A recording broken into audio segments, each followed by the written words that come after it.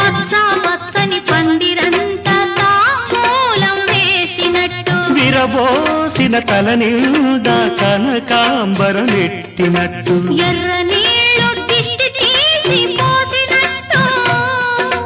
ఎర్ర నీళ్ళు దిష్టి తీసి పోసినట్టు కర్పూరం హారతి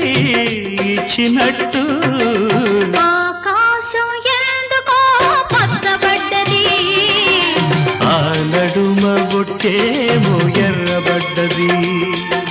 వీటిగాలుల తాకిడి సాగే గువ్వల అలజడి రమ్మని పిలిచే పైబడి